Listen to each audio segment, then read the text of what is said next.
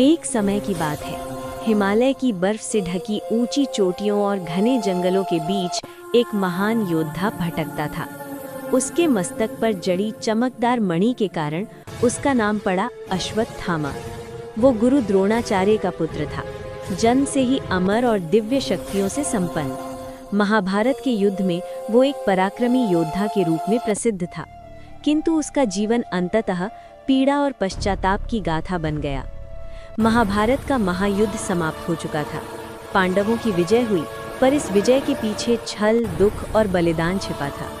गुरु द्रोणाचार्य की मृत्यु एक धोखे के कारण हुई। भीमसेन ने हाथी अश्वत्थामा को मारकर ये घोषणा कर दी कि अश्वत्थामा मारा गया है।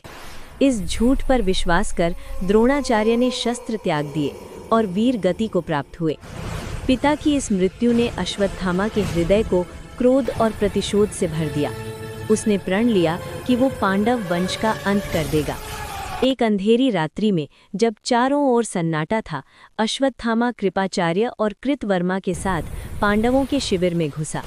सभी योद्धा गहरी नींद में सो रहे थे। अश्वत्थामा ने निहत्थे और सोते हुए योद्धाओं पर तलवार चला दी। सबसे पहले द्रौपदी के 5 पुत्रों प्रतिविंध्य, सुतसोम, शतानीक, श्रुतसेन और श्रोतिकीर्ति का वध कर दिया गया। द्रौपदी का विलाप सुनकर भी उसका हृदय नहीं पसीजा। क्रोध में अंधे होकर अश्वत्थामा ने एक और भयानक पाप करने का निश्चय किया। उसका अगला लक्ष्य था अभिमन्यु की पत्नी उत्तरा के गर्भ में पल रहा शिशु परीक्षित, जो पांडव वंश का अंतिम उत्तराधिकारी था। अश्वत्थामा ने विनाशकारी ब्रह्मशिरा अस्त्र चला दिया। अग्नि के समान वो अस्त्र गर्भस्थ शिशु की ओर बढ़ने लगा। भयभीत उत्तरा ने भगवान श्री कृष्ण से अपने पुत्र की रक्षा की प्रार्थना की। तभी भगवान श्री कृष्ण प्रकट हुए और अपनी दिव्य शक्ति से अस्त्र को निष्फल कर दिया।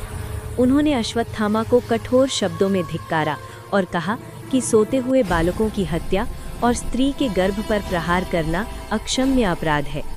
अर्जुन ने अश्वत्थामा को बंदी बना लिया।